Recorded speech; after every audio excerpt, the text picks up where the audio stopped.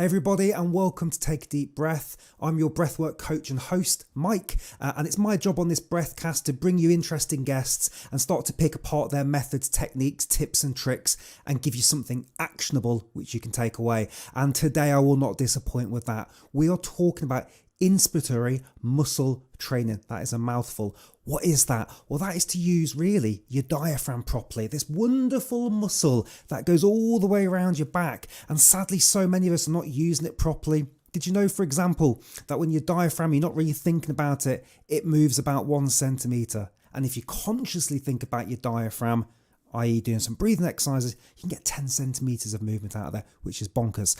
So today's guest is Sean Coakley. Sean has got such a wide variety of background. He has been obsessed with breathing for such a long period of time, and he's been working at a company called Aerofit. He works with a number of different breathing companies, and the best way I can really describe this little device is it's got a Bluetooth connection and a really cool app, and you can set how hard you want the inhale and exhale to be.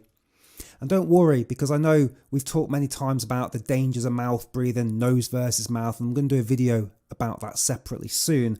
But this exercise, really using this, is how you can make your abdominal muscles, that's a mouthful, isn't it, your diaphragm stronger and become fitter. Sean's done work recently with the Chelsea football team, which I think is pretty cool. And he's got a background in yoga. He's got a really interesting backstory as well. So you're going to want to get yourself a cup of tea. You're going to want to get comfortable, and you're going to want to learn now about inspiratory muscle training. So without further ado, let's get stuck into the podcast with Sean. Cheers.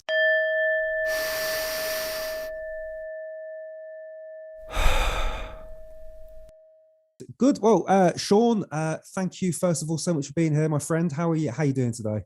I'm doing lovely. It's actually, for me, opposite of you, it's a dark and rainy day in Florida, which we don't get very often. So it's actually quite nice for me to experience this over here. You might be used to that. I sadly am used to that. And I've got a bit of Italian heritage. So I always blame that for the fact that I don't like the English weather, because I feel like half of my genetics are saying you should be in a nice sunny southern climate. So maybe you should follow that lead one day. I think, yeah, there was a chap actually I had on the podcast. He was a red light therapy producer. Mm-hmm. And he said a term that's always stuck with me, which is, he said, I've moved to the southern hemisphere for my health. And I've heard people say, I've gone vegan, I've gone dairy free, I've blah, blah, blah, blah, blah, you know, I've never heard that term before. So I found that quite interesting. That's always stuck with me there, but we'll see what happens. Maybe go find your blue zone, right? That's it. Yeah. The blue zone. Optimal state of living. Absolutely. I only, again, I'm sorry to go on a tangent here. I found out, do you know why they call them blue zones? No, I don't. So the guy, I think he might be British actually. He had only had a blue Sharpie pen, and he was circling on the map these areas of longevity, and that's where that term. So yeah, I always think, where's this magical blue zone comes from? But there you go. It's got a less magical term to it, or history. Anyway, we'll get stuck into it. So thank you so much for being here. I'm really excited today to have a conversation with you, because you know, I've done 35, 40 breathcasts now, and people start to think, oh, how can you talk about breathing for so many hours? And I think we haven't even scratched the surface. And one particular term we just spoke about a minute ago was respiratory muscular training, which is a very new term to me that you've just mentioned before we hit record. So I'm so excited to get into the weeds with that for you today. But would you mind, just for our guests, just give us, I'd love to know a bit about your backstory. I know we've spoke a bit off camera, but if you wouldn't mind sharing with my audience a bit about kind of who you are and what some of your training's like. Sure. And thanks, Mike. And thanks for having me, by the way. I've been looking forward to this. This is exciting. And your YouTube channel, and I've watched all of your other interviews, by the way. I've learned things from them. So thank you for providing your service. It's great that you're sharing and educating people around the world, because I like to think I'm trying to do the same thing. So we're brother in arms in a lot of ways. So it's very cool. Yeah. So for all the people who don't know me, my name's Sean Coakley. I'm a performance breath coach. That's what I call myself. I'm currently the master instructor at Aerofit. My backstory is a bit unique. As a young kid, I was a very competitive athlete. I played football, or soccer, as they know it here in the States. And I made it all the way up to Division I university level, where I got a full scholarship to go play at that level. And I had aspirations of becoming a professional footy one day, but life happens and things change. So I broke my ankle in my junior year at university and had nowhere to go, became very depressed and was deciding what my future might be. I wasn't quite interested in school at the time, although I had inklings of academic desires. I just hadn't expressed them yet. So I got on a bike. I got on a bicycle basically because I was in great shape from playing footy my whole life. And I raced and I started winning races. And so I go, so God had a plan. He took me off the pitch and he put me on a bike. And so I started racing, and long story short, I had a really bad accident. I broke a lot of bones, fractured my cervical spine, my lumbar spine, my ribs, and just had a really difficult experience. And in the midst of all this, I was preparing to try to go to med school. I was looking at advanced things to do in my life, and all of it got stripped away in one afternoon in my mind and in my body. And I got depressed. I felt ill mentally. I was not sharp anymore. I didn't know why I was here anymore. And out of nowhere, the universe threw me hot yoga back before it became popular. And I took all of my passion, all of my vigor, if you will, that I had for sports, and I funneled it into learning about how my mind and body work together. And it's 35 years later, basically. And I've been studying breath and breath performance and respiratory science as a medical doctor would study academically. So I've been at it I've been reading books. I'd never stop. And so I have a love and passion for it, because connecting with my mind and opening up those wounds, those traumatic psychosomatic wounds through breath work, led me back to life, got me back to standing on my feet, and made me happy again. And so I love nothing more than every day. Now it's respiratory muscular training I talk about because of my day job, but I teach people about breathing 24 hours a day. It's what I love. It's what I do. I'll never stop doing it. And it's going to be hard for you to stop me from talking about it. I get really excited about it. This could be the first 9-hour podcast we do about breathing. It's possible. It's possible. So was the hot yoga the gateway drug into the breath world for you then? Was that the first? Yeah. And I'll tell you why, because the injuries that I sustained and the recommendations or diagnostics that I got from the doctors that were looking at me back then was to don't move, take painkillers, and which is a negative compounding effect, right? You got to keep moving. You got to keep active. All the soft tissue that was damaged from those accidents, I had no way of opening it back up. And so for me, I don't recommend anything to anybody, but for me, hot yoga worked because the heat allowed that fascia to open up. It allowed the movement to happen again and blood to start to flow into those areas, which expedited the healing process. And it was traumatic. I cried. I was scared. Emotions came up. Hot yoga has a way of really getting to your core because it's hard and it pushes you to your limits. And I like that because I was a competitive athlete. So my personality matched it, and the healing component of opening up with the heat really brought me back to life. And then after hot yoga opened me up, I studied every form of yoga possible. I just went down the rabbit holes, which I tend to do because I wanted to know everything about everything. And that's my personality. So I like to consume information all the time. I think, is it Joe Rogan says that, I know he does hot yoga, but he says something like yoga is like doing jujitsu with yourself, which I quite like. Yeah. It's a brilliant line. Yeah. I've never done hot yoga, but I've played around with different yogas, never massively, but I was in Bali for about a month and I went every day there. And that was there was no air conditioning. It was very humid. So it wouldn't have been as hot as what you're doing, but it was, we were warm while we were doing it. So interesting. I'm going to bounce around a little bit here, but just something that's come to mind. So I had, I think I cracked a rib a couple of years ago playing about doing jiu-jitsu actually. And I'm a big fan of the sauna. So I'm in the sauna. I try to get into sauna at least 4 times a week. If I could go every day, I'd go every single day. And that sauna experience, I've probably been using the sauna at that average level, apart from COVID, for about 3 or 4 years, just addicted to it. There's something about the heat that pulls me in. And I'm going somewhere with this. I had my first fascia related massage last week. And it was wonderful. She did some stuff on my jaw, I've got a bad back. So she's working on my calves. And she's like, I normally have to explain to people, I have to work on the calves to heal the back. And people are like, what the hell? But what she said was, my ribs here do not move but here they do. And she goes, that's a problem because you're not able to take a proper breath if your ribs are stuck here. So, and then it got me thinking, could it be something to do with the cracked ribs years ago? But I don't know if you've got any insight into maybe how I can get these ribs to start being a bit more wiggly again. I think we will work our way into that in this conversation, because I think respiratory Excellent. muscular training has a fascinating way of waking those muscles up. But and again, I don't want to go down the rabbit hole for too long or too deep here, but I personally believe that as human beings, we compartmentalize and psychosomatically isolate injury in a unique way. And breathing has the ability to wake up certain areas that have been dormant, or we protect naturally, even though it might be unconsciously. So my injuries that I had to faithfully wake back up, and in my world, pain in is like pain out. So when you release the pains, whether they're emotional, physical, whatever they are from your body, the energy is, it's energy at the end of the day. So the energy it takes to injure is equal to the energy it takes to heal, the outbound release of that energy. And there's a bravery or a courage or an awareness, I think, that you have to enter into that area of injury again and be willing to undo the pain, which is painful in its own right. So through breath coaching over the years, I've found it always gets to psychosomatic. It always leads to psychological.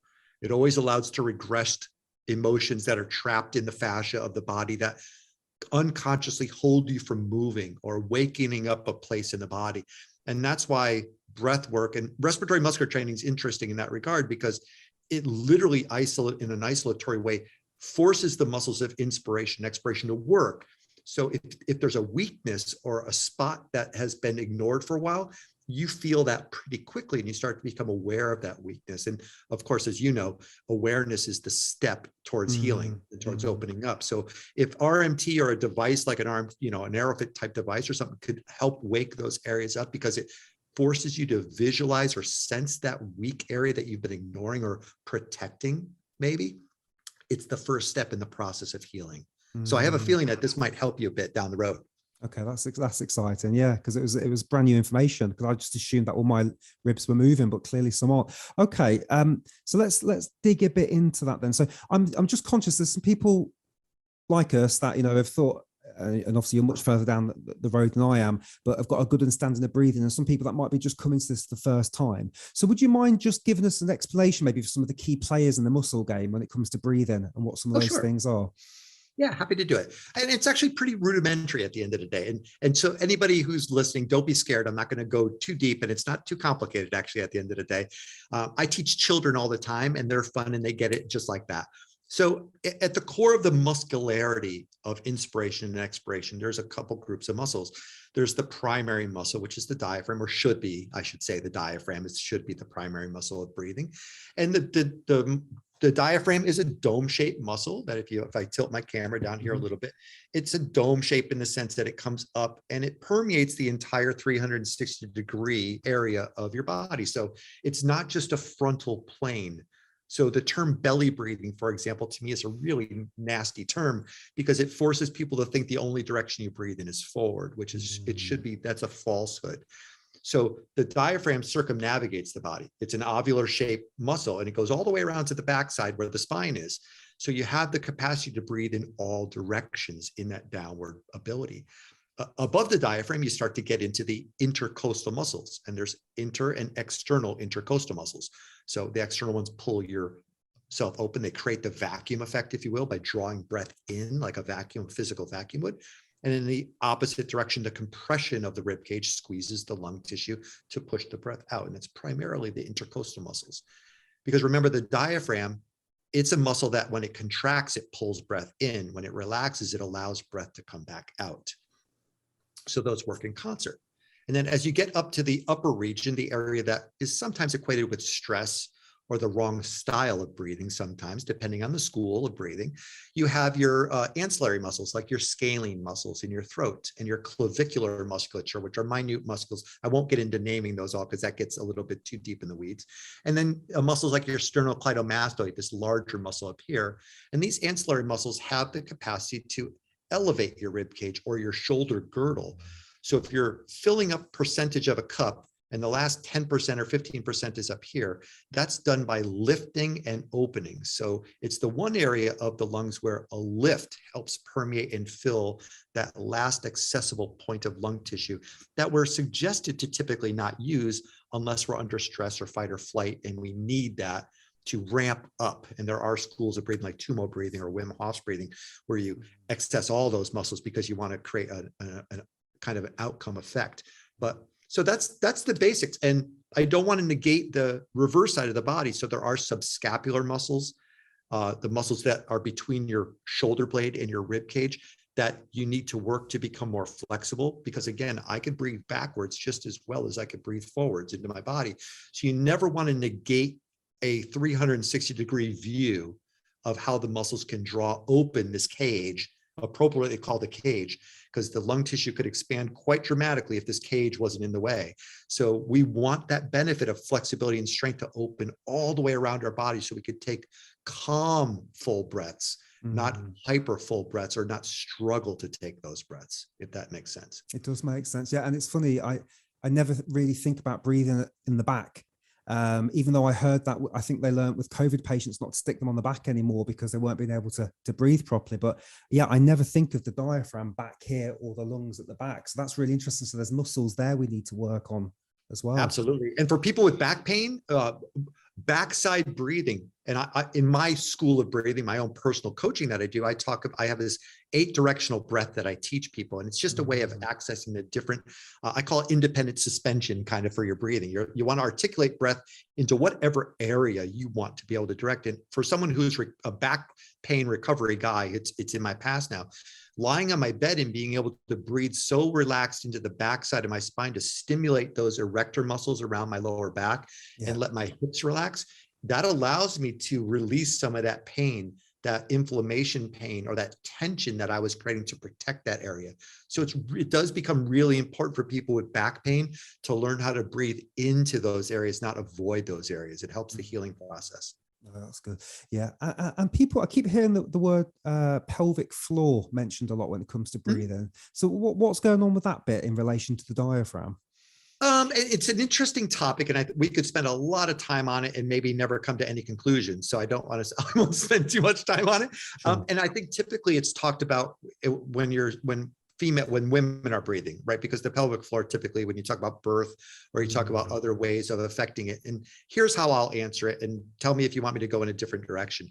And I'm going to utilize the term belly breathing to get back there, right? So the pelvic floor, when you breathe in full breaths and you are able to articulate your diaphragm in that downward motion to compress the abdominal organs, if you will, this is why we learn to relax the belly muscles, not distend the belly muscles to go down. I do not like to discuss with people the ability to breathe below the navel, and there's a reason for it. So I avoid the pelvic floor a little bit, and I'll tell you why. The old yogic style of breathing, and I studied yoga for a long time. If you see the old yogis with the really distended bellies, and we all love the pictures of Buddha for serenity and visualization in our mind. Well, in fact, if you habitually breathe and try to open up your belly below the navel, over time, that becomes a pattern and a habit, and it distends the abdominal organs in a way that they're not designed to distend. So I particularly, in my world, I like to keep people's awareness of the diaphragm above the navel line and not distend the belly below that area, and strengthen the muscles of inspiration rather than distend the muscles that go down towards the pelvic floor. So you maintain that original compact pressure of below the navel area, so between your hips and your navel. Because over time, if you did it for 25, 30 years as a pattern, you're going to rearrange the abdominal organs in such a way that they really aren't meant to operate that way. There is a reason, an anatomical reason, why you want to have some tension below the navel line. So I know I didn't directly answer your question, but that's the direction I like to talk about, because I think, sorry. Yeah, belly breathing and distending are stuff that people should not do generically when they breathe. And I think the term belly breathing should be eradicated from the vocabulary of breathers. It gives people the wrong notion of what breathing for health or benefit really is. Yeah. So I know that's not a direct answer, but that's my no, that's good. I hadn't really considered that. So Have you come across some evidence there, or have you seen that with patients where they've got problems because they've been doing, or is it with the old yogis you've come across something there? Well, sure. I mean, so especially with sedentary people who don't exercise at all, and so elderly, who have very weak abdominal muscles because they're not standing or moving around, so the muscles of erection don't work. The back muscles and the stomach muscles, those core muscles, once those start to distend and become weak, there's a myriad of problems that come about. The ability to defecate, the ability to go to the bathroom properly, all these things, and we won't get into the weeds about that. But there's a lot of digestive issues. There's a lot of functional issues, I'll say, that come up if over time, those core muscles of engagement that hold us together as human beings to move as we were designed to do, if those are not functioning the proper way, you start to lose capabilities. That should be a whole other conversation. That's part two. Okay, no, that's very interesting. Thank you. I took you off topic there a little bit, but I'm very curious about that. I've not really heard too much in that area. So let's jump into this RMT then, respiratory muscle training. So today was the first time I've really heard that explained to me before we hit record. So can you just give us an overview of what that actually means? Sure. At its core level, the simplistic definition, RMT, sometimes it's called IMT because the academic study for a long time was focused around the inspiratory muscular training. So you'll hear those two terms used together if you study this, but the generic umbrella is respiratory muscular training, or RMT. At its core, it's really providing resistance when you breathe. So making it more difficult, or if you will, like adding weights to when you curl your bicep, same concept. We're providing resistance through a widget, if you will, so we can make it more difficult, more resistant for you to draw breath in as well to push breath out of the body. So you're focusing on isolating the muscles of inspiration and expiration and forcing them to work and to build hypertrophy, not atrophy. So you're building the strength of those muscles, and you're also allowing those muscles over time to become more tone, less resistant to lactic acid buildup like any other muscle group. So you're becoming more efficient, flexible, and strong in the ability to exchange air in and out of the body. And that's difficult to do with endurance workouts or high intensity workouts because those don't isolate the muscles of breathing. And when you're moving around, you're putting tension around the muscles of breathing, which restrict breath in general. So with RMT, one of the facets of RMT is that you do it in isolation, meaning you do RMT when you're sitting or lying down. You don't do it while you're riding a bike or while you're running, because that's counterintuitive in this little world. When you do RMT, you want those muscles accessible all ways around the body. So you don't want to be putting abdominal tension or erector tension of the back and stomach muscles to draw the rib cage in. You want full balloon capacity, and you want as much space. And again, back to that 360 diameter of breathing. You don't want to impede the work that you're doing while you're building muscle, because you're also building a habit at the same time. So there's that dualistic notion of building muscle strength and flexibility strength, but also building habit at the same time. And that's what RMT really is, the foundation of RMT is, if you will. And so just that gadget. So I've got one of those. I've played about with the AeroFit a little bit, but not too much. So can you just tell people, so what's going on there? So I know you can adjust the inhale resistance and the exhale resistance, can't you, on those? Correct. Yeah. And it's, for me, I'm probably older than you, Mike, so I'll date myself for a moment. A long time ago when I was a kid, and there was an old James Bond movie, and he was underwater and he put a device that would look similar. So it looks like a scuba mouthpiece kind of thing. When you put it in your mouth, easy to hold. This is a very soft silicone based mouthpiece. So you just put it in your mouth, and you're absolutely correct. On the dials on this AeroFit, if you can see, I'll hold it up here. There's numbers and letters. And on one side, you'll see the word in, the other side, you see the word out. So inspiratory, expiratory, if you will. And you're able to dial these. And inside of the device, there's no really moving parts, if you will. There's extruded drill holes, I'll call them, inside. So when you go from 1 to 6, 1 is easy, 6 is hardest, A is easiest, F is hardest. The app that's attached to this device or on your phone tells you what resistance levels, what time settings. And in the app are expressive breathing patterns that you are aware of, like apnea, hypoxia, hyperventilation. We guide you through all those with this, as you see a little red ball of light go across your phone, and you're trying to track those patterns. And so we tell you what resistance and how long, and the experts of the world, who I have the pleasure of working with, have dumped their intelligence into the app. So it takes the guessing game out of ratios and styles of breathing. So you literally just follow the ball, turn your mind off, meditate and exercise, and we lead you down the path of whatever kind of school of breathing you assign yourself to. So it's really cool in that regard. Yeah. I've never really considered this, but I know the diaphragm is a muscle, but so I guess what your expertise in is a bit like doing weightlifting, but with the diaphragm. Would that be a fair comparison? It's I know absolutely it's a fair way to crude, say it. Yeah. But No, it's not crude at all. In fact, it's a great way to explain it. So I used to say it's a treadmill for your diaphragm. That's how I used to say it. But I like that, I think your analogy is perfect, because the best way to think about it is, if you're breathing without resistance all day long, it's like a bodybuilder going into a gym and just pumping his arms like this, right? This is not going to build muscle, right? Your body's used to this work. So if I want to increase the musculature and the flexibility of the muscles of inspiration and expiration, I need to provide resistance to those muscles.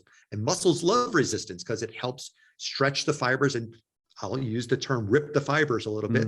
And that's when the chemistry happens, where the muscle fibers start to strengthen and lengthen. And that's where you get more efficiency. And at the end of the day, breathing is about efficiency. And I would say human anatomy and physiology is about efficiency. We'll go there later. So if we can make these muscles more efficient, stronger and more flexible, it takes the stress of breathing well away. It makes the effort to breathe easier in general, which has a myriad of benefits. And we can talk about those down the road. No, let's do that. I'm just always curious when it comes to things like, so I don't know, I always think about like hunter-gatherer times, a fully functional human, we were touching the ground with our bare feet. Now we don't do that. So we've caused problems there. We would get daylight in the morning, and now we don't do that. We flood our bodies with blue light at night, so we've created all these problems with tech, and then there's often solutions for that. And a lot of them tend to be tech related, but then there's obviously grounding and all that sort of jazz. But I guess I'm just curious, if you looked at kind of one of our cousins from the hunter-gatherer era, would they have had stronger muscles there, do you think? Or is this gadget solving a problem that we've always had, but it's like an improvement, a step up? Yeah, it's a great perspective question at the end of the day. Locomotors, legs and arms, I believe, may have been stronger because they were used all day long.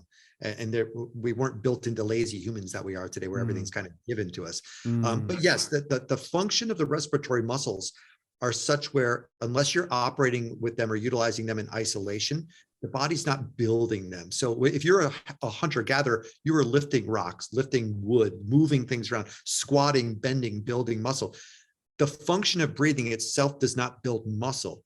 Your body just keeps kind of a homeostatic level of interaction so you don't die, right? At the end of the day, and your sympathetic nervous system monitors the biochemical receptors in the brain to know if you're exchanging CO2 out of the body and O2 into the body. So it really just is, it's a primal brain, genetically imprinted, voluntary, but slightly involuntary at the same time mechanism. And it's unique in the sense like our heart rate, where it happens all day, whether we like it or not, but you have the conscious ability to control it if we choose to. But back to your muscular question, yes, what this helps with is improve the muscles that you don't have any other way of working out. And it's not the same as aerobic efficiency or VO2 max and other things that we could talk about as well. So those aerobic efficiencies have nothing really to do in a lot of ways with muscular development in the respiratory system. Okay, that's interesting. So just the resistance is benefiting us because it's putting our diet. Is it doing something for the ribs as well? Is it doing something to the intercostals? Absolutely, yeah. I mean, so back to the original musculature, the diaphragm, the intercostals, and the ancillary muscles, of course. And so if you have tension in your rib cage, or like me, if you have a thorax region injury, right? You protect it, you don't move it, you stop using that area for a while because you're used to ignoring that and amplifying other areas to take up the lack that you have in another area. This device, when you work this device, and I work with some of the best athletes in the world, like world champions, top level people, they use this device in 5 to 6 minutes at the harder settings, the F6, the E5 settings. They're sweating, they're tired, and they feel like they've done a round of crunch sit-ups, because when you're working the diaphragm, like any other muscle group, it creates lactic acid, it gets tired. You don't train it very often. So in the beginning, when you start doing respiratory muscular training, you're going to feel a little bit of sensitivity, if you will. This should not be seen as a no pain, no gain kind of concept, but you don't train your diaphragm with resistance all the time. So it is going to be aware that you're doing exercise. You're going to all of a sudden go, why does my stomach feel sore? It's not your stomach. It's actually your diaphragm that might feel a little sore, because you're engaging it in lifting weight, if you will, or resistance. Yeah. And that's so cool. And what are some of the benefits then of doing this? If people started doing this tomorrow, what could they expect to see as a difference later on? Yeah, sure.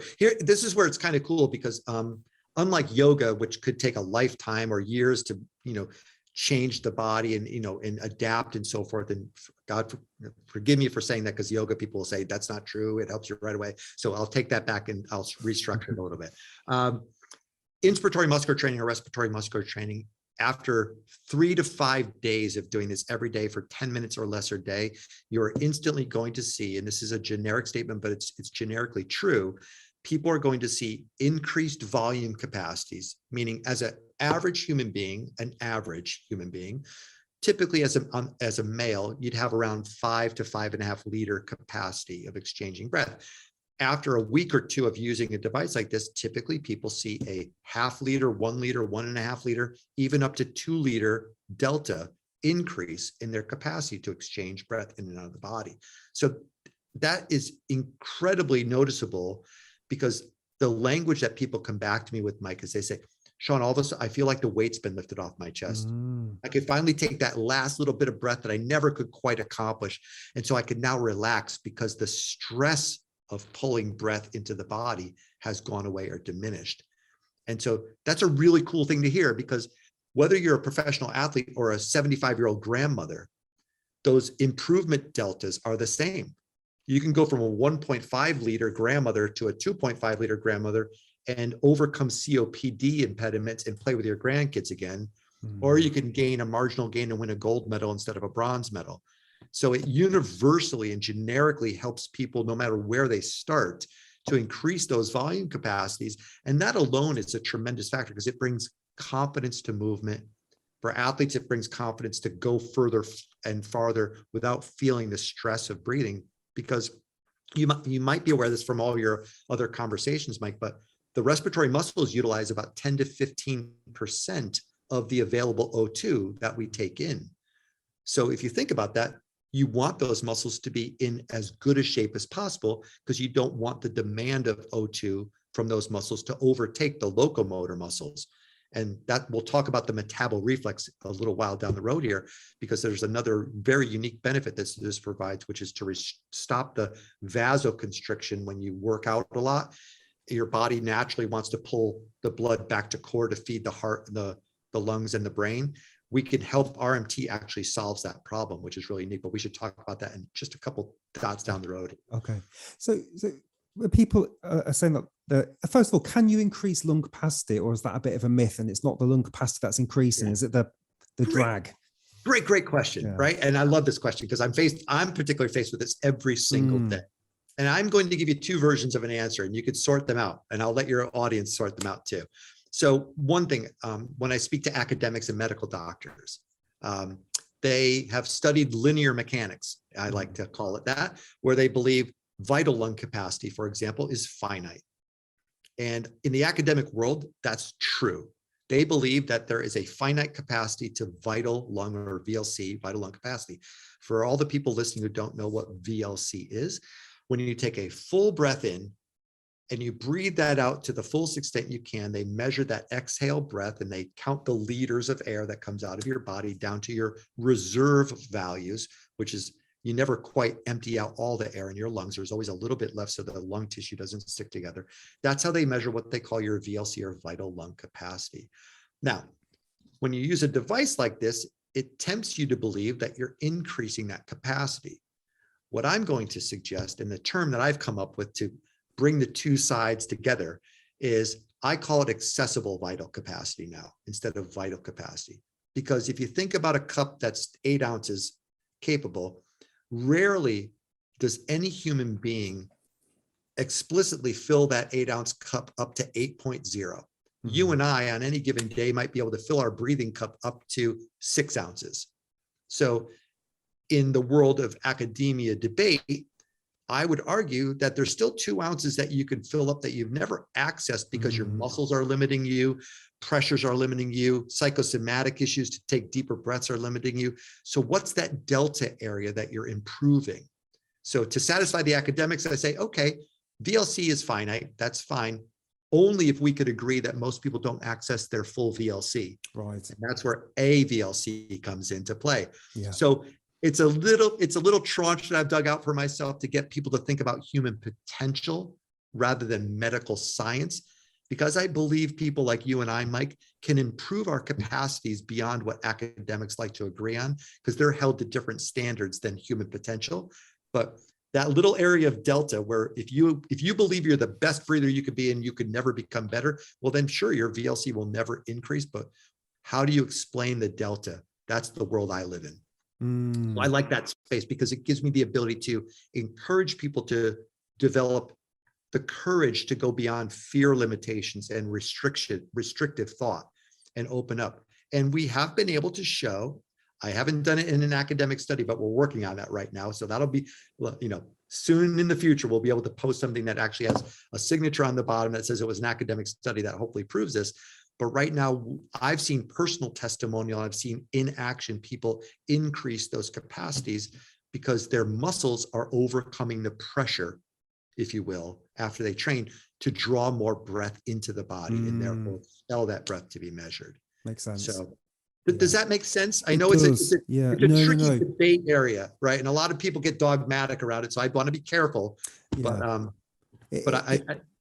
ahead. I was gonna say, in my simple brain, I feel like if the diaphragm is stronger, it can probably move a bit lower, which means you're drawing more in. And if it's stronger, you can probably squeeze out a little bit more as well. So I feel like those two things might make it. I was reading a little while ago that I think, and you'll probably know these figures better than me, I think our diaphragm on average moves around 2 centimeters when we're unconsciously breathing, but we do have the power to move it up to 10 centimeters if we're consciously. And I'm assuming that a lot of us have probably got our diaphragms locked anyway, so we probably can't get that full 10 centimeters, where something like that and some resistance training probably helps. Well, I'm asking you now, does that help move the diaphragm and unlock it? Is that a right term, unlocking the diaphragm? I think that's it's a brilliant term. Yeah, I mean, let's use that because I think that's really a key.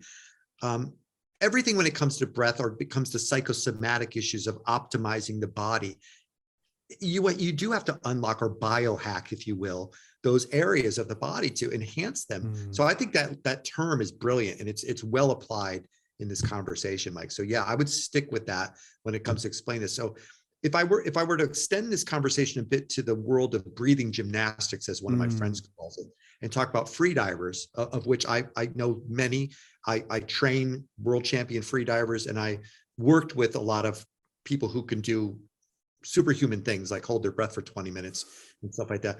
In that elite world of breath athletics, those people have defined an art form that happens to be a sport of expanding the absolute maximum capacities of breath exchange and breath awareness. So I have people in that space who have vital capacities of 9 to 10 liters of air capacity, but that's because they spend 6 hours a day stretching and training that ability to breathe. So it's back to consistency. If you want to run a faster marathon, train for marathon every day. If you want to be a breath athlete, like a free diver, if you train 5 hours a day doing that, of course your diaphragm is going to get more strength and more flexibility, and you're going to be able to pull the balloon bigger.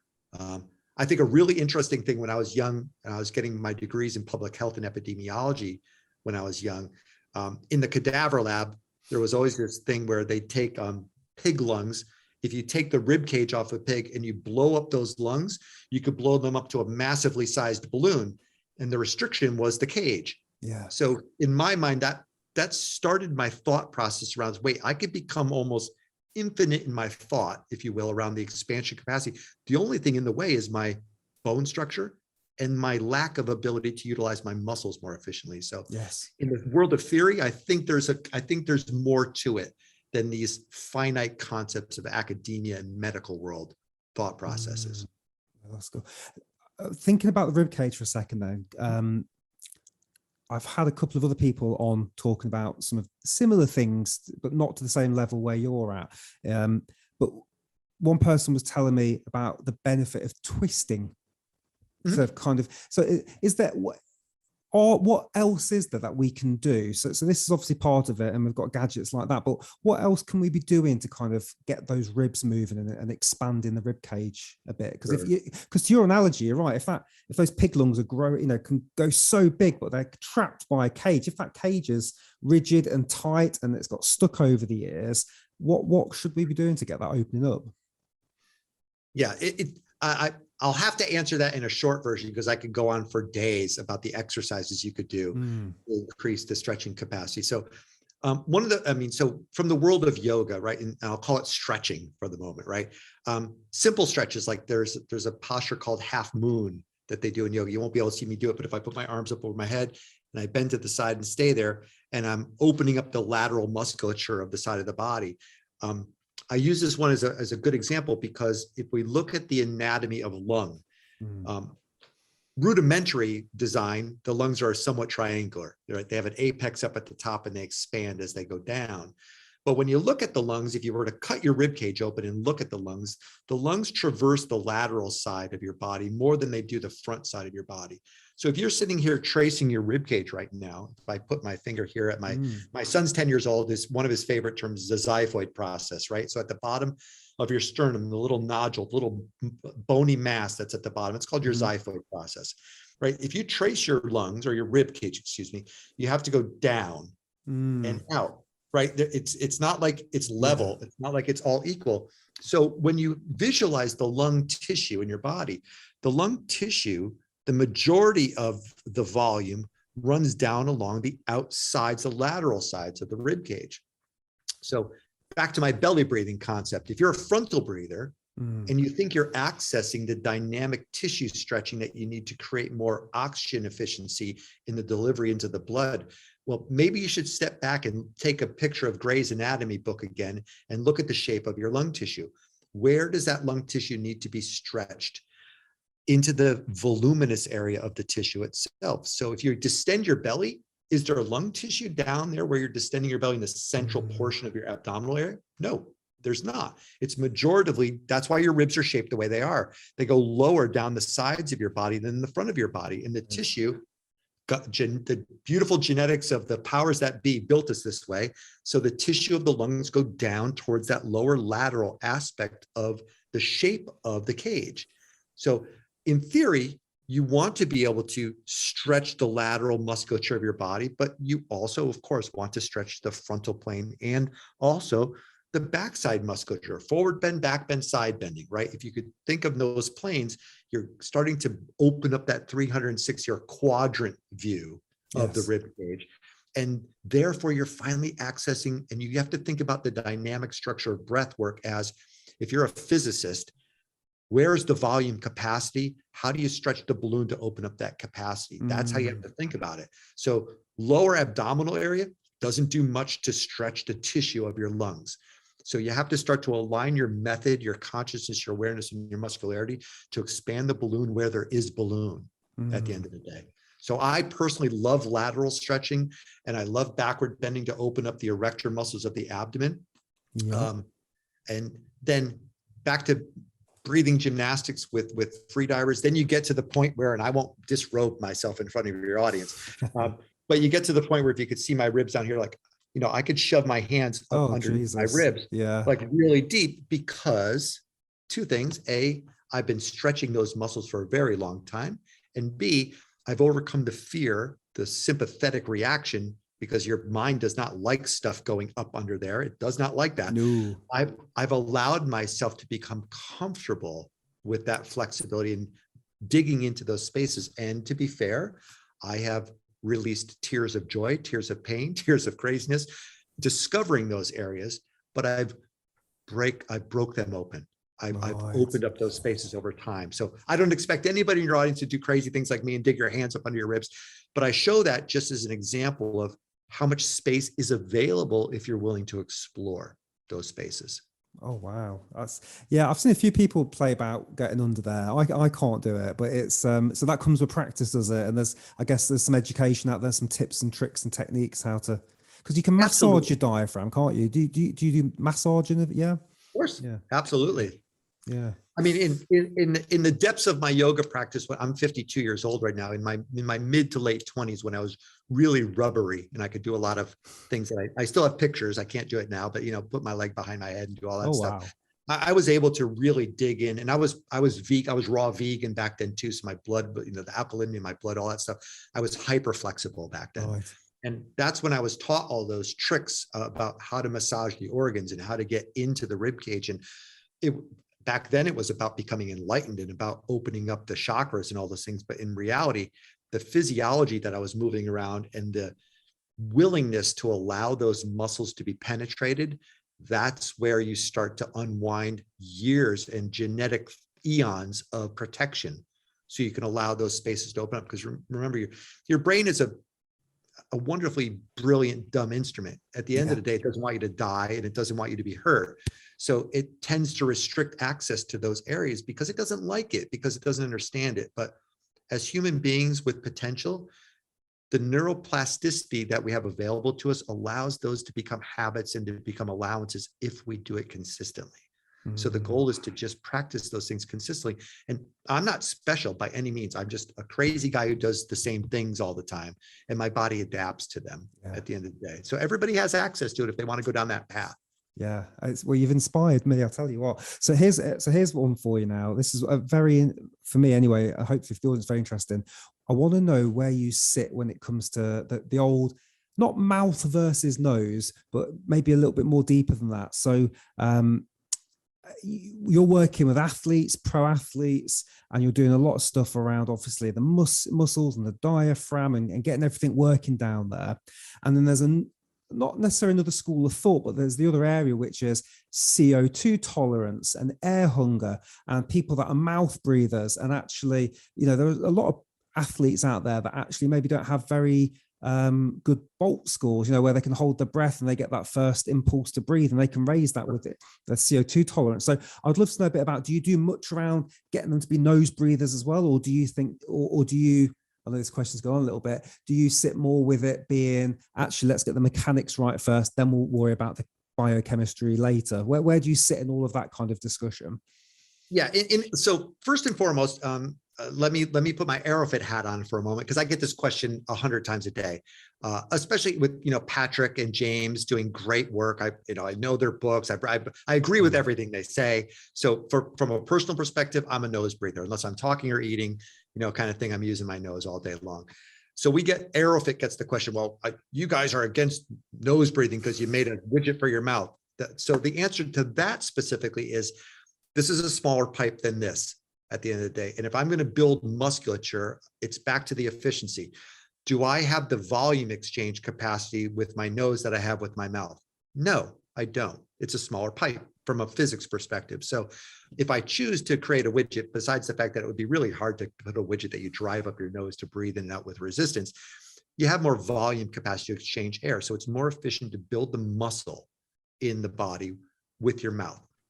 And from an RMT perspective, it's rare that I've ever seen, and nor do I really ever prescribe to people to use a device like this for more than 10 or 12 minutes a day. This is not a hour session. So from a dogmatic perspective, I always joke and say, look, breathe in and out of your nose 23 hours and 50 minutes a day, train 10 minutes a day. I don't think you're going to die because you're breathing through your mouth for 10 minutes. And then we also have to understand, like Dan Brule would say in his world,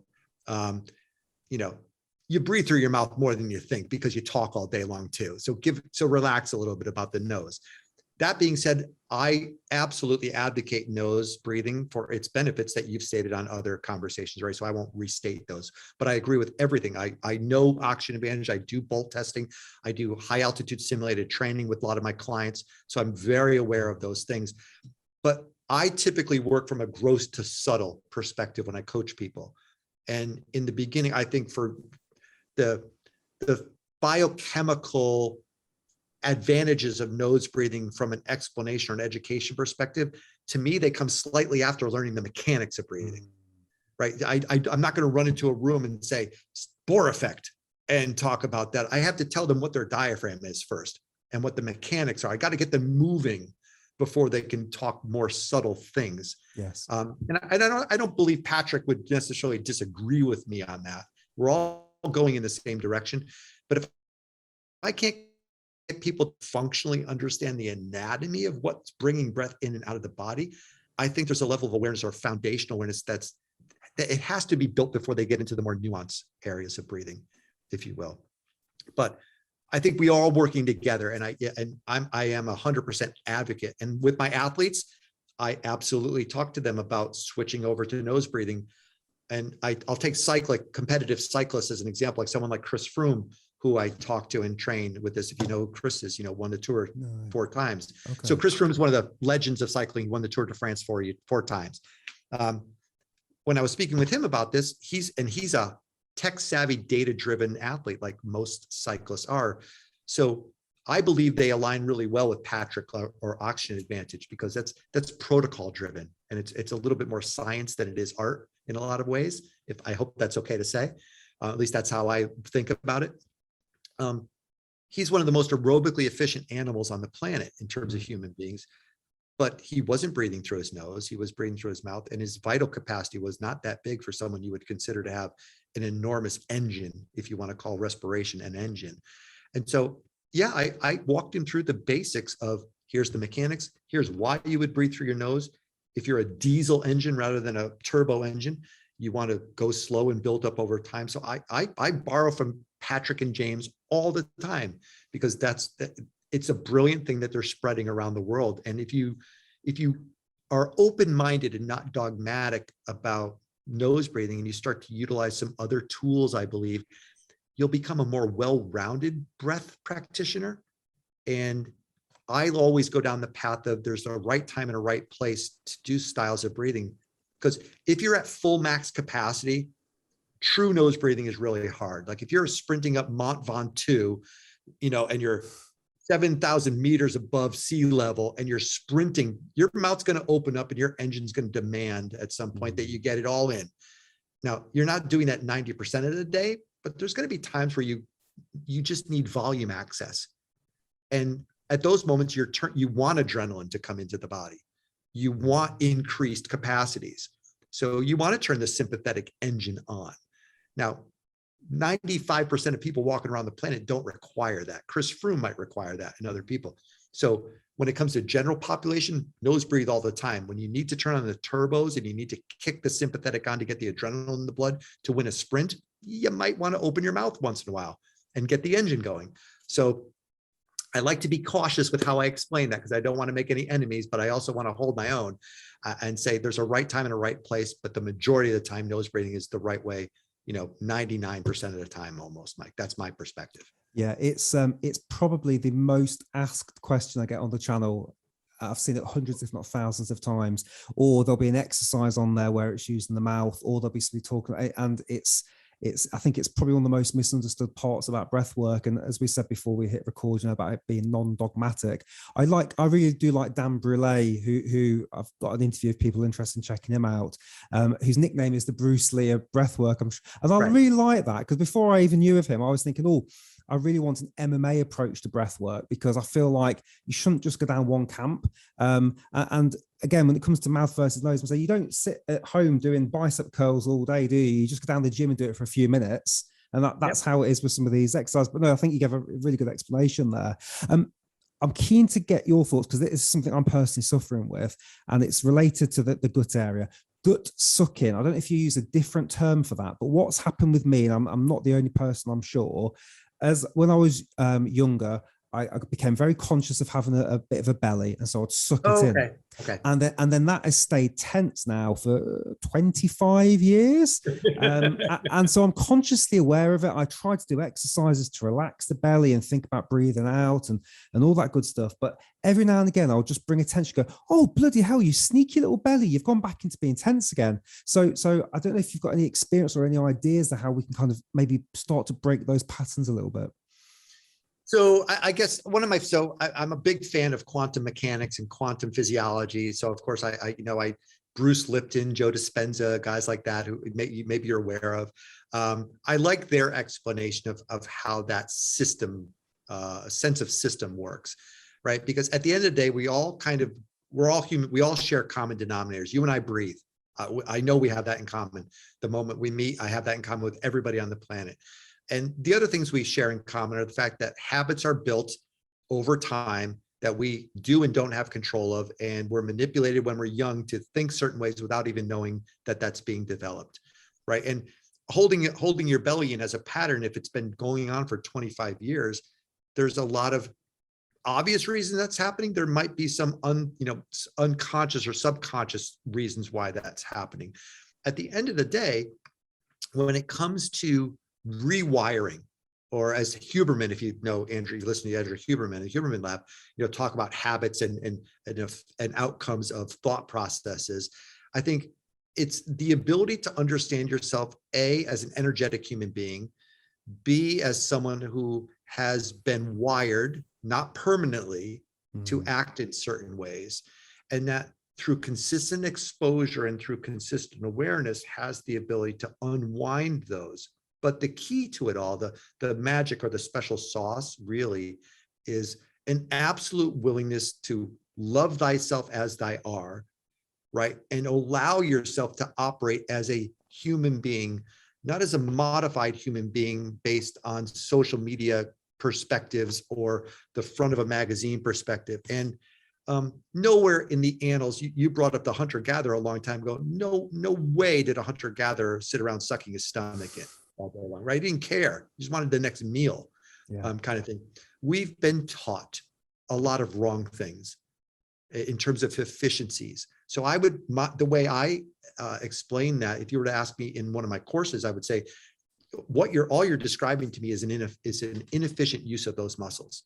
At the end of the day, do you want to be inefficient as a human being? If you do, continue that pattern.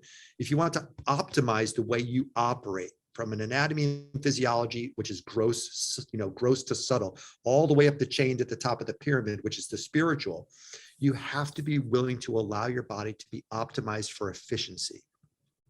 Tensing muscle when they're not required to be used for standing up or walking is useless. It's a useless thought. So is that, evolution of your mental willingness, to be comfortable with who you really are? Yes. And we don't know each other well, Mike, but arguably there's psychosomatic issues, belief structures that you hold, some deeply rooted, some surface rooted, that you have to work consciously to become aware of, to unwind. But more importantly, like Dan Brûlé's not going to sit around holding the stomach in. It'll be the way it should be because he's relaxed. And so in my world, there's a lot of talk about the term instant relaxation. How do you instantly relax everything, not just some things, and you still hold on to the ones you want? And in the world of freediving, that's a big concept because you can't afford to tense things and use oxygen when you're 30 meters underwater, hoping to get back up to the surface. So in my perspective, in the back of my mind, all these things that I've been brought up and been working on for 35 years, it all comes back to your willingness to be efficient as an animal, right? And with us, with human beings, we have conscious thought. We have the ability to choose these things. And unfortunately, a lot of times we just simply don't want to listen to what's best for us. We want to appear the way the world wants us to appear. So I won't dig much deeper than that, but I think at the end of the day, the secret sauce is the willingness. And you know what? If you don't like the shape of your belly, sometimes I was heavy. I gain weight and lose weight too. I don't necessarily like the shape of my belly sometimes. I'm pretty cool with it at the end of the day. What do I do if I don't like it, or if I'm building up too much, fat, cellular fat in my body? What do? I change my diet and I make conscious decisions to eradicate that.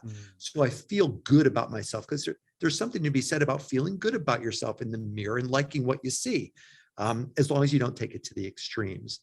But I think Joe Dispenza does a really great job, and Bruce Lipton, of explaining those, real quantum aspects of how the mind can wreak havoc on how we hold ourselves and think about ourselves.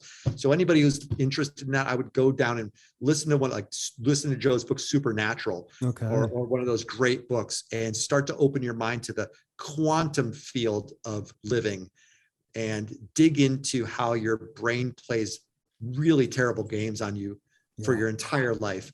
And have some courage to expose those and dig into those areas so you can release that tension that's inside of you, Mike, because it's holding you, it's an inhibitor at the end of the day. Yeah, I was about 10 or 15 kilos heavier at my heaviest, maybe even a bit more. So, and I think I've managed to shed a lot of that weight, but something's like residually left over. And I think I'll check a bit of old Joe, because I've never gone too far down the Joe rabbit hole. I've heard bits of clips and stuff, but it's something that I've been meaning to get stuck into. So I'll have a look at that. Thank you.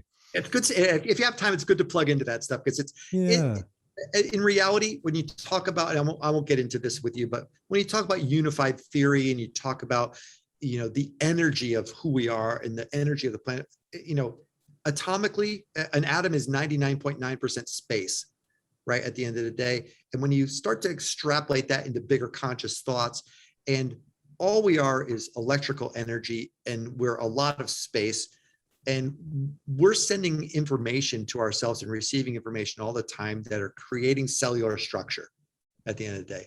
And it's all vibrational mechanism. It's all vibrational energy at the end of the day. And you're the architect of your archetype at the end of the day. You have the choice to be happy with what you have or not be happy with what you have.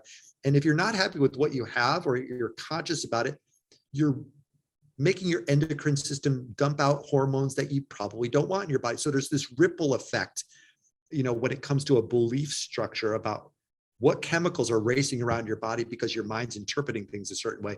And you know what? I know you can control it if you're willing to explore it. You just have to have the courage and the time to explore it. But more people should dig into that space and recognize how we create, just these really terrible patterns inside of ourselves. But we say, oh, that's how we are. And we write it off. Yeah, that's just life. And that's a bunch of BS at the end of the day, No, okay. But, thank you. I think you've given me a little gift there to go and explore that. So you mentioned cellular, and I'm keen to know, when people are doing, if we jump back into the respiratory muscle stuff, is there anything going on at a cellular level that starts to change? I'm always keen to know a bit about that. So you've got people using that device, and they're sucking in and going out. The diaphragm's changing. Is it doing anything else that we should be aware of? Any benefits being created? Yeah, it's a great question, and I have to be careful about how I articulate it whenever I answer this question, because the back to Patrick and the oxygen advantage perspective, like the Buteyko world of breathing and so forth. Oxygen delivery is really important, and arguably the way to deliver oxygen is to bear a little bit more CO2 so it releases from hemoglobin to get into the cell. In my world, I do believe that as you become more relaxed with volume, which benefits nose breathers, by the way, having more efficient muscles and more flexibility makes it easier for you to draw breath in. So it's just simply less effort to breathe in and out. Yeah. So that actually makes nose breathing a lot easier. So that's a tie back to that. Maintaining your 96, 97% O2, your SpO2 in your blood is not that difficult for most people who are alive, right? But the complications come when breathing is stressful or the effort is hard. And stressful and hard are terms that get linked right away to adrenaline or cortisol or sympathetic reaction in the body. And they've shown in several academic studies, which is really interesting, and I'll use athletics as an analogy for the moment, this metabol reflex that is designed inside of our body as a failover system that the sympathetic nervous system and the primal brain holds to be able to protect us. So the sympathetic body has nerve endings throughout our entire body. It's scanning all the time. In the respiratory area of the body, those nerve endings, I'll say, they're a little bit more naked, a little bit more raw. So they're more sensitive. And there's a reason for that. It's because it's around the primal area of survival, the ability to take breath in and out and near our heart. So when you're working and you're creating lactic or metabolites, or lactate or lactic acid, whichever you want to call it. We'll generically call those all the same thing for the moment, through muscular work. And that muscular work is being created by the combination of O2 and glucose in the mitochondria, right? So you have to pair those two things together. So to backtrack just a quick, I do have a planner on this conversation, so bear with me. When you're pulling in breath and you're under duress or you need more breath, you need access to breath. And so expanding and building more capacity is an important component of the equation. You never want to run out of that molecule of fuel, O2, to be able to combine with glucose to create energy in the Krebs cycle or the glycolysis, or whatever you want. There's a bunch of names to call it, right? But we'll call it Krebs cycle for the moment. As you do that, and as you're active, you develop lactic acid. And with respiratory muscular training, there's this abolishment or this inhibition to the mind's willingness to draw back or vasoconstrict oxygen blood delivery to the locomotors, the locomotor muscles like the arms and the legs. Right. And so when you train the respiratory musculature and you train the respiratory system to become strong and efficient, that metabol reflex, the sympathetic response to reacting to thresholds of intensity of work, is managed better. The brain does not turn it on as quick. And they say in my world that the metabol reflex is the straw that broke the camel's back, kind of thing. So as lactate builds up, as lactate threshold is reached or getting close to, the sympathetic mind is keeping an eye on that, and it's going to choose to slow you down. That's what happens when you reach your lactate threshold. If you want to have a larger delta or time variant to reach those thresholds, what do? You train the body to become more efficient in the biochemical receptive nature of the sympathetic nervous system. And if this system, the respiratory system, is efficient, that call for sympathetic reaction to shut you down and to allow or pull blood back from the extremities back to core, that call doesn't happen as soon anymore. So you're able to continue to keep moving or keep being active as an athlete for a longer period of time.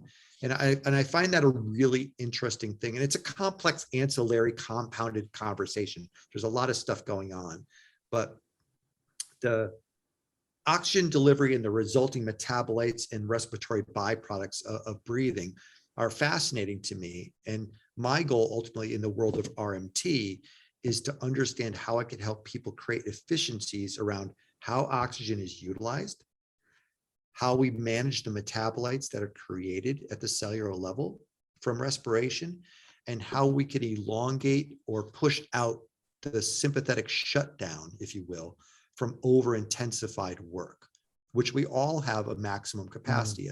At a certain point of work, the mind is going to say, no more, you're done. I'm going to shut the locomotor muscles down. I'm going to vasoconstrict or shrink the dilation of arteries and veins, pull everything back to core, because my job is to keep you alive. It's not to care how long you work, right? So that's that wonderful implement. We have a brain that makes really primal decisions on our behalf in extreme ways. So that beautiful protective nature that we have a way of tuning it, extending it, modifying it if we utilize tools like an RMT device.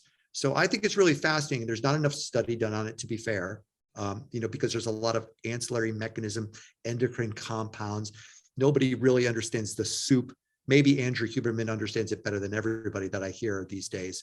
I think he's really articulate in how he explains it, but it's still a field that has so much academic study to be done on it. So we have to theorize a little bit before we can actually, attain the academic articles that we have to say it's a fact.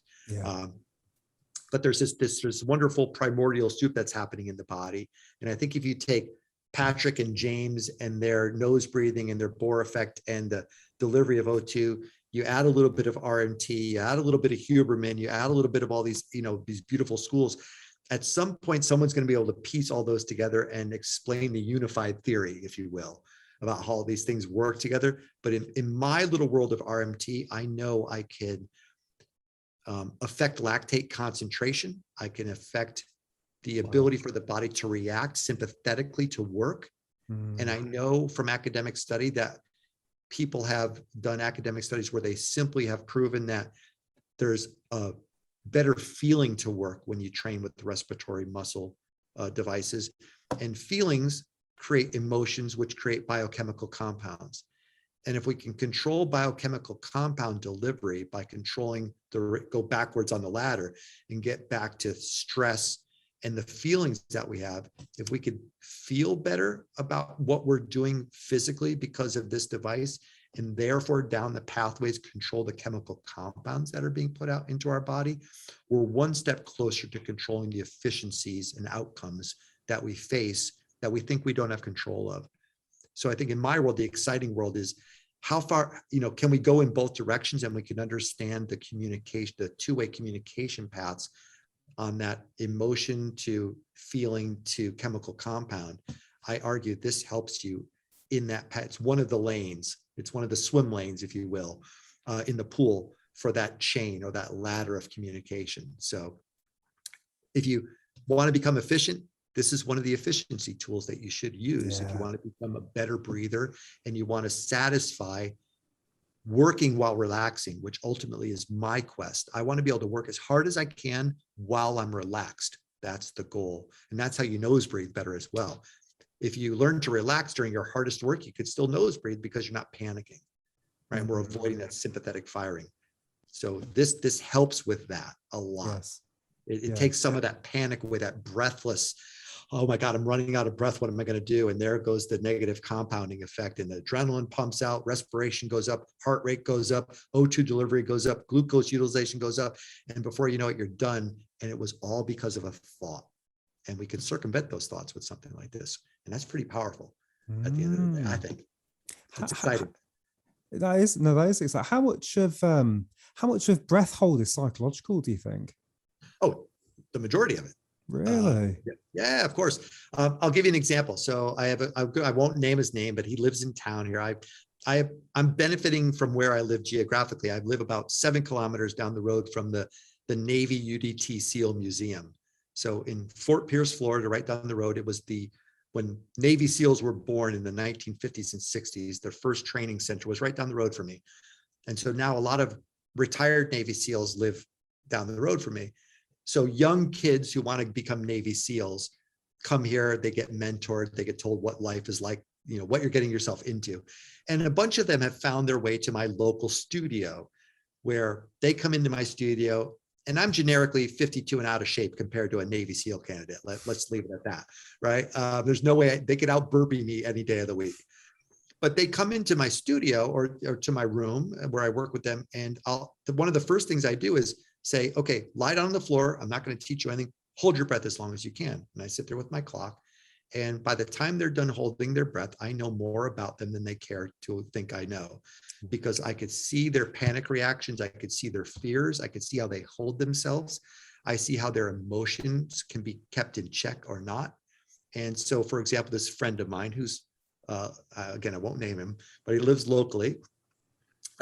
He came in and he was in incredible shape. And he was destined to become a SEAL. I'll leave it at that for now.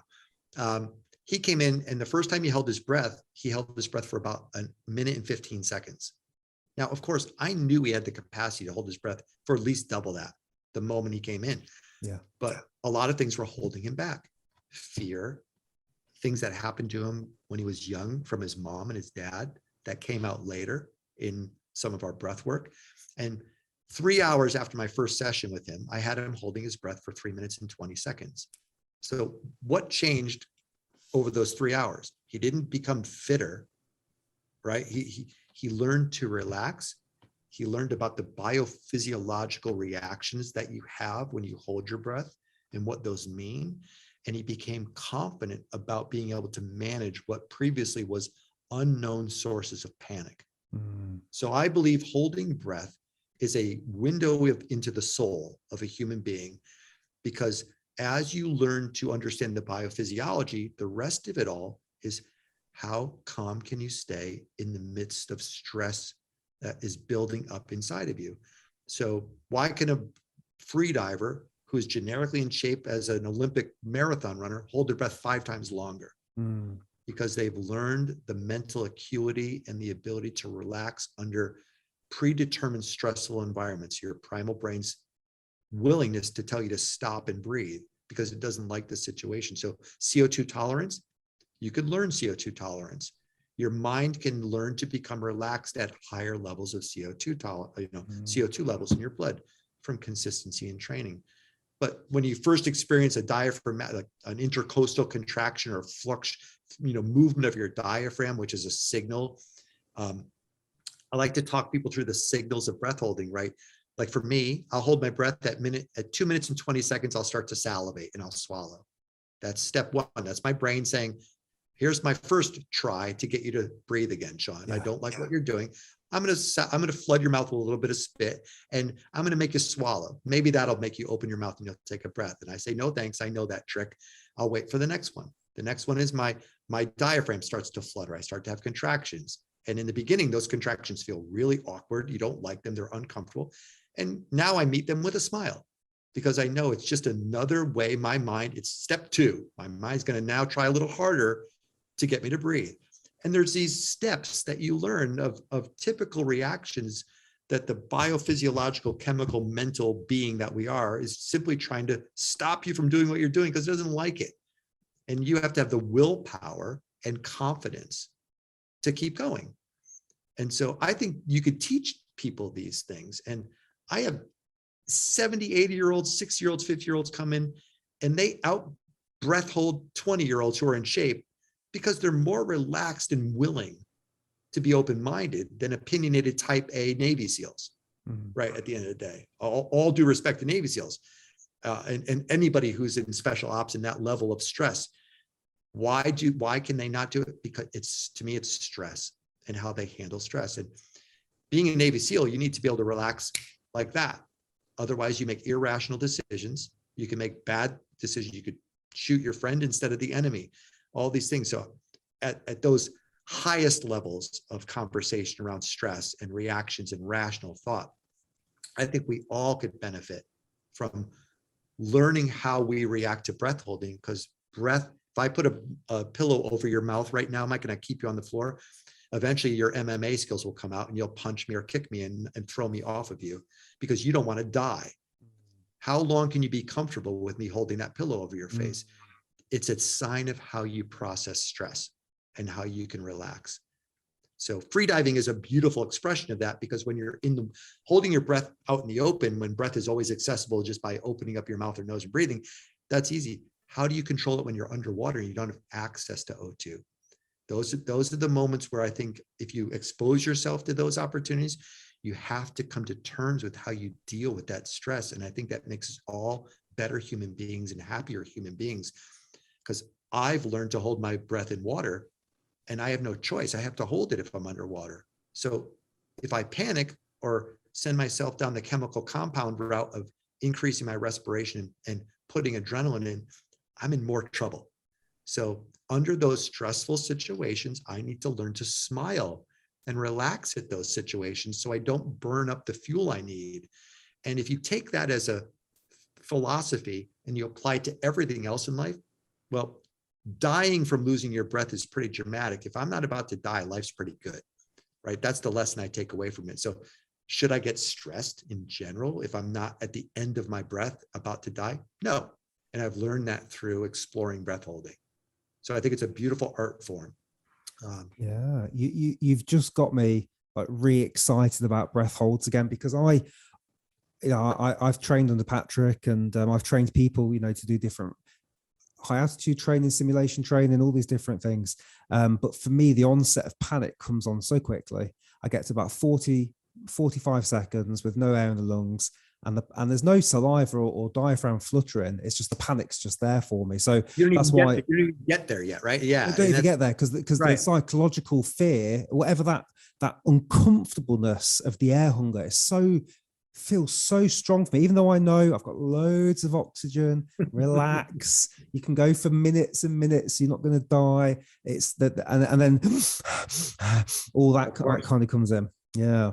So I need to go play. An interesting side topic of all of this too, from the beautiful world of freediving. So shout out to all my freediving friends, because they're the ones, I think, they're the lab rats of the world when it comes to breathing. Like they're the ones who push the limits of breathing at the end of the day.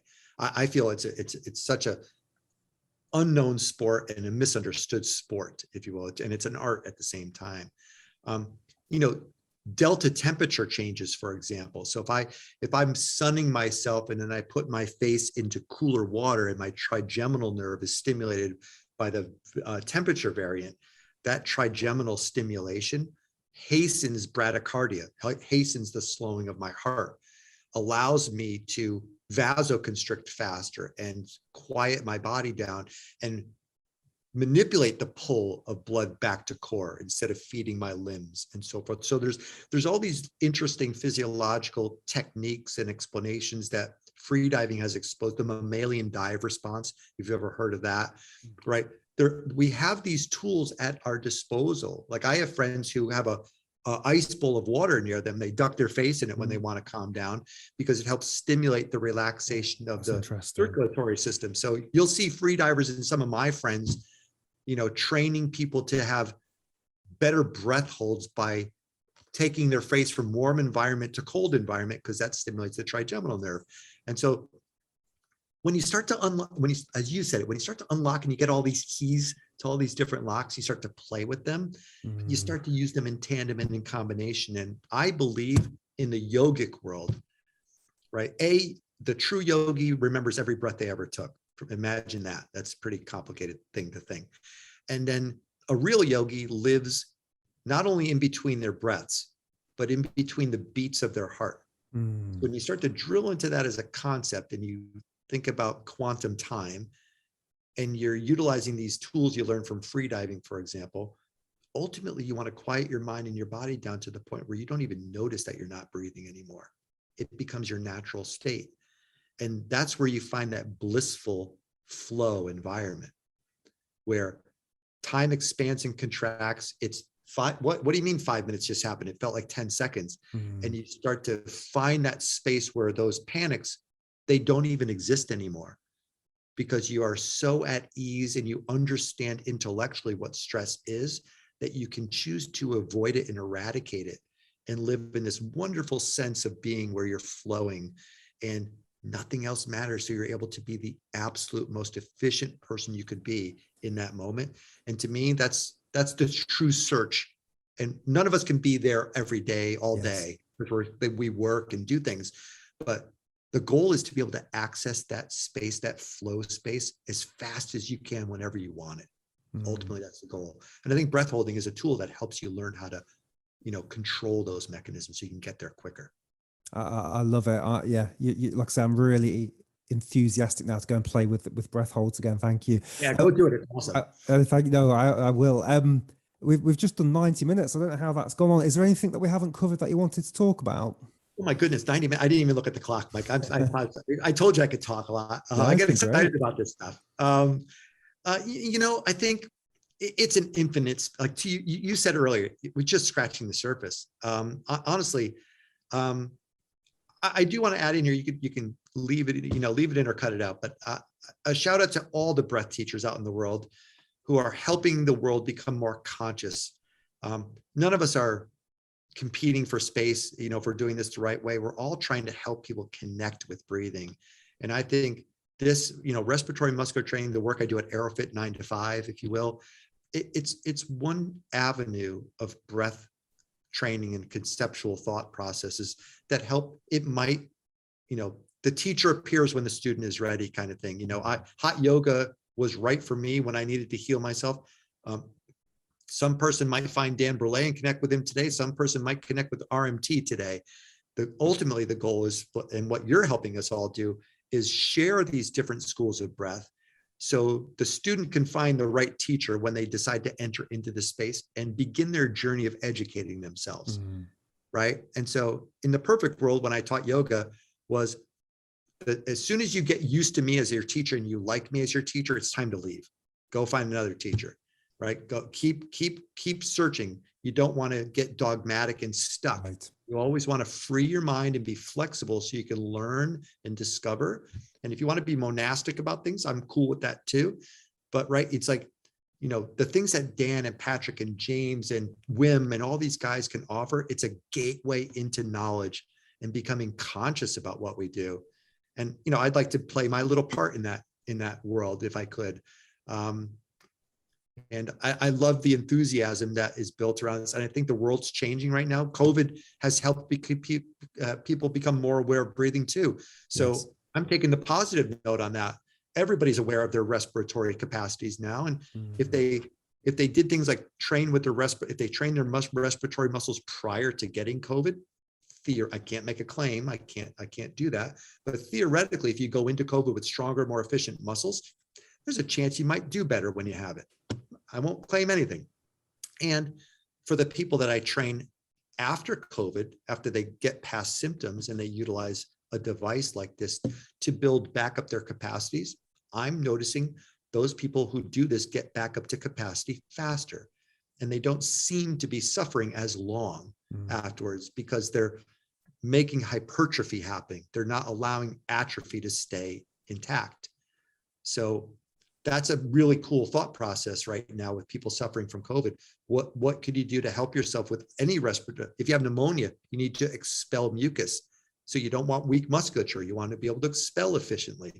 That leads to the need for strength in respiratory muscles. So there's a whole world of thought that you could start to think about. If you go down the rabbit hole a little bit, it starts to become hard to negate that respiratory strength and flexibility. You can't really say it's a bad thing.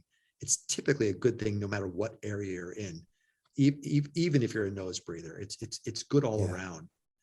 So yeah, I think for those people who are listening to this and paying attention, if you have more questions, certainly reach back out, to Mike or whatever. That would be my suggestion, or find me or Aerofit or a company that does this type of thing. But it's hard for me to find a negative with respiratory muscular training. The only thing I would tell people is don't overdo when it comes to respiratory muscular training. So the one last thought I would say is more is not better. It's not a no pain, no gain environment. If the protocol recommends 10 minutes a day, 20 minutes is not better. And that gets back to habit formation again.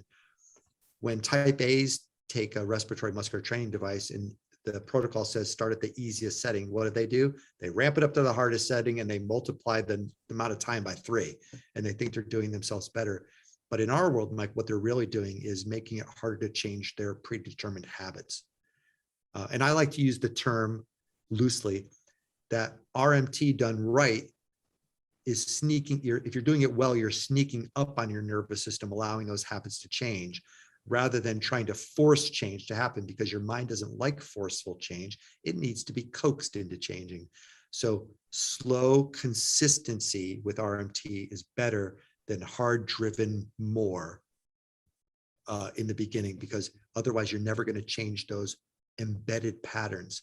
So like all other breath work, if you engage every day and approach it slowly and allow your body to build into that new pattern, your body won't defend and try to keep the old pattern as much.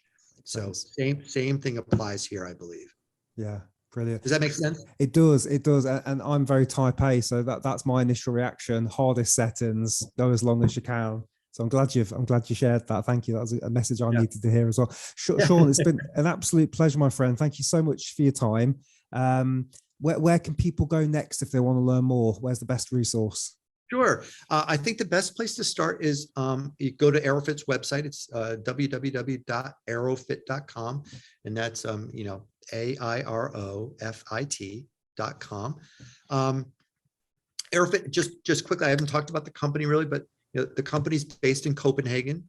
For anybody who's interested, you could read about the history of the company on the website. But the long story short is, when this was a rudimentary piece of plastic device, before Aerofit got its hands on it, it was created by a Danish medical company called Anbu. And they had originally designed this to specifically help asthmatics and COPD patients.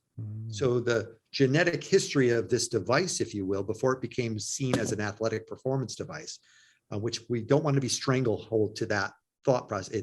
It helps on the therapeutic side as much as it helps on performance side. But the structural bones of this device was built to help with asthma and COPD. And Aerofit sells as many devices to people with those issues as it does to performance-seeking people. Even though the website looks like it's hyper-driven towards athletic performance, that just seems to be the most vocal group that we engage with. So hence the marketing representation that's on there. But there's a library of interesting academic study links on there. So some of our advisors to our company, we link to those academic studies. So people who have the need or the will to read through, tomes of respiratory science, that information's there. And we're doing better at the company every day to build up the social media engagement side of it. So we have an active Facebook community. It's not advertising. It's where people who own or don't own an AeroFit device can come and ask questions to our staff. If our staff doesn't know it, those questions usually land at my desk.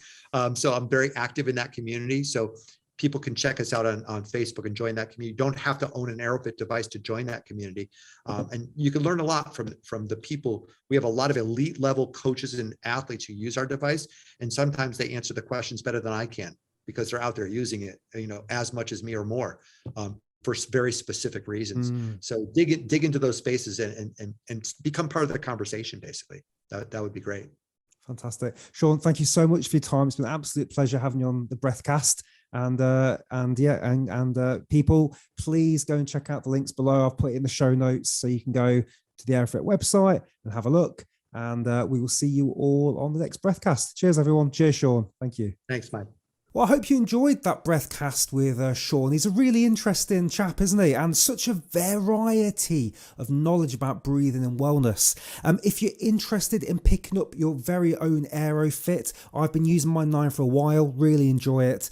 We do have an affiliate link down below, so there's a couple of dollars that get kicked back to the podcast, and you get your very own AeroFit, so you can start playing with that straight away.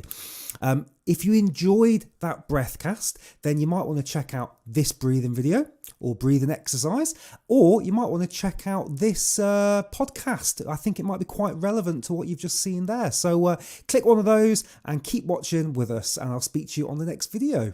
Cheers.